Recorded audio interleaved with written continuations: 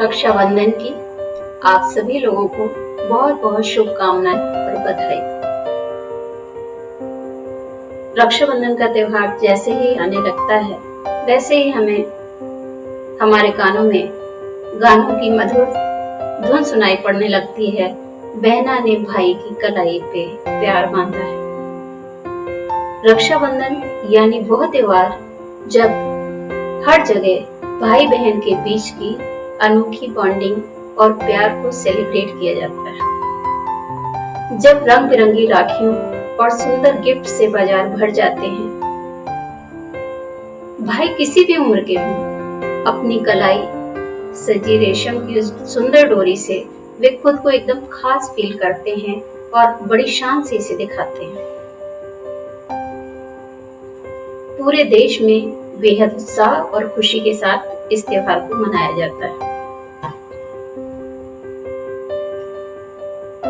रक्षाबंधन भाई और बहन के प्रेम का पवित्र बंधन है। ये त्योहार त्याग और पवित्रता का संदेश देता है। हर साल इस त्योहार को सावन मास में पूर्णिमा के दिन मनाया जाता है। इस त्योहार से जुड़ी बहुत तरह की मान्यताएं हैं। इस त्योहार को गुरु और शिष्य परंपरा का प्रतीक भी माना जाता है। माना जाता है कि यह त्योहार महाराज दशरथ के हाथों श्रवण कुमार की मृत्यु से भी जुड़ा हुआ है। इसलिए रक्षा सूत्र को सबसे पहले गणेश जी को बांधने की परंपरा है और उसके बाद एक रक्षा सूत्र श्रवण कुमार को भी अर्पित किया जाता है। इस त्योहार को श्रावणी और सलूनो नाम से भी जाना जाता है। इससे जुड़ी एक दो रोचक जानकारी और हम आपको देना चाहेंगे। अमरनाथ की धार्मिक यात्रा रक्षाबंधन के दिन ही पूर्ण होती है। इस त्योहार पर वृक्षों को भी राखी बांधी जाती है। इस त्योहार से जुड़ी हुई महाभारत की कथा भी है और हम अब जानेंगे महाभारत की कथा को। तो कृष्ण और द्रौपदी के बारे में कहानी है। द्रौपदी आपने महाभारत पढ़ी है। द्रौपदी पांचों पांडवों की पत्नी थी और श्री कृष्ण को वो अपने मित्र और गुरु के समान मानती थी। एक बार श्री कृष्ण के हाथ की उंगली में चोट लग गई और उसमें से रक्त बहने लगा। महज इत्तेफाक था कि द्रौपदी उस समय वहां पर उपस्थित थी और उन्होंने अपनी साड़ी के किनारे से एक कपड़ा फाड़ा और उन्होंने श्री कृष्ण की उंगली पर बांध दिया। उंगली से जो रक्त बह रहा था वो बहना बंद हो गया। ये देखकर श्री कृष्ण बहुत अभिभूत हुए और उन्होंने द्रौपदी से कहा कि यह उसका उनके ऊपर ऋण है और जब भी कभी वो सहायता के लिए उनको पुकारेगी वो रक्षा के लिए तुरंत आएगी। इसके कुछ समय बाद ही पांडवों और कौरवों के बीच में चौपड़ का खेल खेला गया और उसमें पांडवों की हार हुई। अपना सब कुछ पांडव हार चुके थे। तो दुर्योधन के आदेश पर उसका भाई दुशासन द्रौपदी को, यहाँ तक कि द्रौपदी को भी हार गए थे, तब दुर्योधन के आदेश पर दुशासन द्रौपदी को जबरदस्ती दरबार में लेकर आया और उसके वस्त्र हरण करने की कोशिश करने लगा। अपमान और लज्जा से द्रौपदी रोती जा रही थी और श्री कृष्ण को याद करती जा रही थी। तभी एक चमत्कार हुआ कि दुशासन उनकी जितनी भी साड़ी खींचता था उतना ही वो बढ़ती जाती थी। इस तरह द्रौपदी का वस्त्र हरण होने से बच गया और अपने वचन के अनुसार श्री कृष्ण ने द्रौपदी की रक्षा की, उनकी लाज रखी और द्रौपदी ने श्री कृष्ण की उंगली पर अपनी साड़ी का जो टुकड़ा बांधा था वो वास्तव में उनकी राखी थी। अब रक्षाबंधन से दूसरी कथा संबंधित आपको दूसरी कथा हम आपको सुनाते हैं, राजा बलि और देवी लक्ष्मी की। बहुत पहले की बात है। भगवान विष्णु एक कठिन परिस्थिति में फंस गए। उन्हें अपने ही भक्त प्रहलाद के पोते और राक्षसों के राजा बलि के द्वारपाल के रूप में खुद को छिपाने के लिए मजबूर होना पड़ा। भगवान विष्णु लंबे समय तक घर नहीं पहुंचे तो उनकी पत्नी देवी लक्ष्मी को बहुत चिंता हो गई।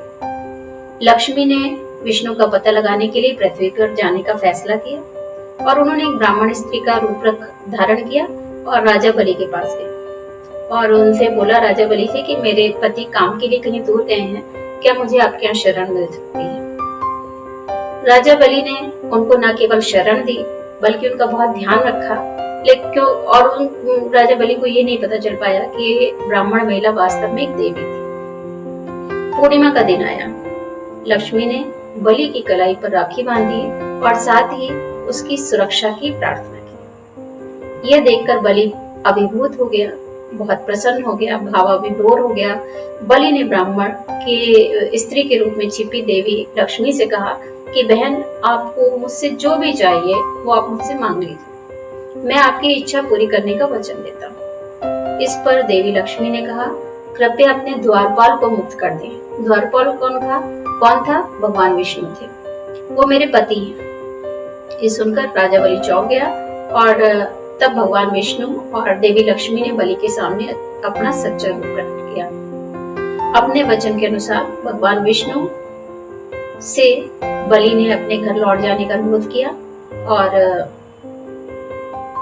आज भी इसे भाई बहन के पवित्र प्रेम को दर्शाती राखी की सबसे प्रसिद्ध कहानियों में से एक माना जाता है।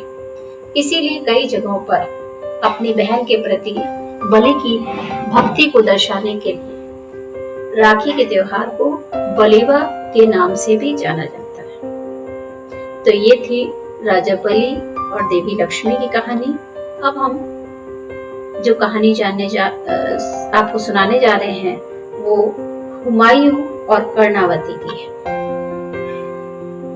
ये ऐतिहासिक कहानी है, सच्ची घटना है, इतिहास में दर्ज है।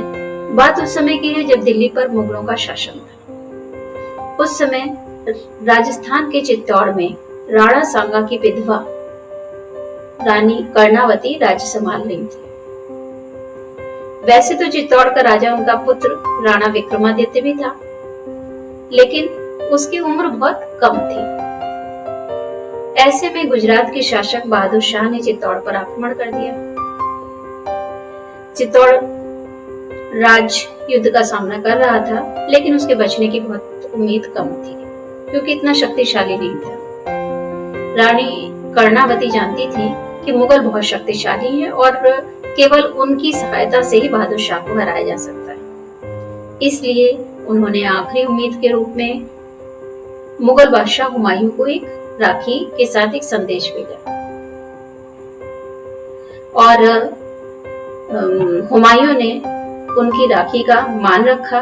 वैसे तो ये राखी हिंदुओं का पर्व है और हुमायूं मुस्लिम था, लेकिन उसने राखी का मान रखते हुए कर्णावती को बहन मानकर उसकी रक्षा करने का फैसला किया। इसके बावजूद अफसोस की बात है कि हुमायूं के पहुंचने से पहले बहादुर शाह ने चित्तौड़ में प्रवेश कर लिया था और अपने सम्मान की रक्षा करने के लिए रानी कर्णावती और कई अन्य स्त्रियों के साथ जौहर में कूद गईं। हुमायूं अपनी बहन की रक्षा के लिए सब कुछ छोड़कर आया था, लेकिन वो रानी को बचा नहीं सका। तो आज ये कहानी रक्षाबंधन इतिहास में एक स्थायी किंवदंती बन गई है। हुमायूं ने कर्णावती के पुत्र को वो राज्य सौंप दिया था। तो ये ऐतिहासिक कहानी साक्ष्यों पर आधारित कहानी है। अब चौथी कहानी जो हम आपको बताने जा रहे हैं वो राजा पुरु और सिकंदर की पत्नी की है। ये इतिहास से जुड़ा हुआ एक लोकप्रिय किस्सा है। सिकंदर को दुनिया के सबसे महान विजेताओं में माना जाता था। जब सिकंदर ने भारत पर आक्रमण किया तो उत्तर पश्चिम भारतीय राज्य आम्बी के शासक राजा पुरु, जिन्हें पोरस भी कहा जाता है, उनके साथ उसका युद्ध होने वाला था। राजा पुरु बेहद वीर और कुशल योद्धा थे। सिकंदर की पत्नी को लगा कि युद्ध में यदि मेरे पति मारे गए तो वो बहुत चिंतित हो गई। उसने अपनी पति की जान बचाने के लिए राजा पुरु को राखी भेजी और अपने पति की रक्षा का वचन मांगा। युद्ध के मैदान में पोरस और सिकंदर आमने सामने थे। किंवदंती है कि राजा पुरु सिकंदर को मारने वाले थे। हालांकि उन्हें अपनी राखी बहन से किया हुआ वायदा याद था। पुरु ने सिकंदर को नहीं मारा और भाई के तौर पर किए अपने वादे और रक्षाबंधन का महत्व उनके लिए किसी भी लड़ाई को जीतने से ज्यादा महत्वपूर्ण था। इसी कड़ी में, रक्षाबंधन की कहानियों की कड़ी में, अब हम जो आगे की नेक्स्ट कहानी आपको बताने जा रहे हैं वो संतोषी माँ की है। भगवान गणेश का नाम आपने सुना होगा। किसी भी काम को शुभारंभ करने से पहले, शुरू करने से पहले हम गणेश वंदना करते हैं। तो गणेश जी के 2 पुत्र थे, शुभ और लाभ। रक्षाबंधन पर हर साल वे बहुत निराश हो जाते थे क्योंकि उनके राखी बांधने के लिए उनकी कोई बहन नहीं थी। वे अपने पिता के पास गए और कहा, पिताजी हम एक बहन चाहते हैं, हम भी रक्षाबंधन का त्योहार मनाना चाहते हैं। और सौभाग्य से इस समय पर नारद मुनि प्रकट हो गए।